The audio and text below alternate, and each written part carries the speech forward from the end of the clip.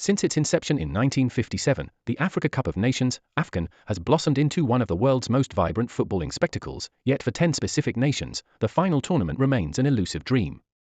As of the 2025 edition currently concluding in January 2026, the list of countries that have never qualified consists of Lesotho, Eswatini, Somalia, Seychelles, Djibouti, Eritrea, South Sudan, São Tomé and Príncipe, Central African Republic, and Chad. While the tournament has expanded to 24 teams to be more inclusive, these forgotten 10 continue to struggle against a glass ceiling built from socio-economic, political, and geographical barriers. Promisingly, in the recent years, perennial underdogs like Mauritania, Burundi, Madagascar, Comoros, and the Gambia have finally made their historic debuts, proving that the wall is permeable, though still incredibly high for the remaining few. The causes for this persistent absence are multifaceted, often rooted in circumstances far beyond the football pitch.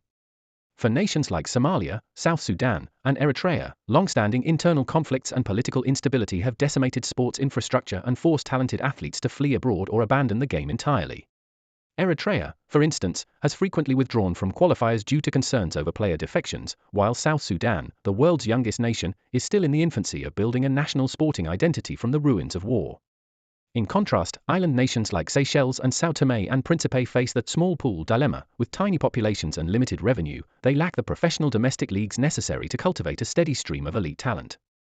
Furthermore, the Central African Republic and Chad have often been hindered by administrative mismanagement and a chronic lack of funding, which sometimes leads to mid-campaign withdrawals that incur heavy fines and further set back their developmental cycles. The way out for these nations lies in a combination of grassroots investment and clever utilization of the diaspora model that has revolutionized teams like Cape Verde and Comoros. By scouting and integrating players of national descent playing in European lower leagues, these countries can instantly inject tactical discipline and professional experience into their squads. Simultaneously, the Confederation of African Football, CAF, must continue to provide tailored financial support for infrastructure, ensuring that teams like the Central African Republic, who often have individual stars like Geoffrey Kondogbia, can play their home matches in high-standard stadiums rather than on neutral ground.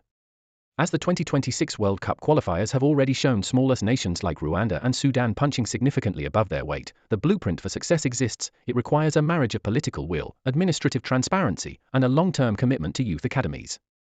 For the forgotten 10, the goal is no longer just participation, but the realization that with the right structure, the uncharted territory of AFCON is only one successful qualifying cycle away.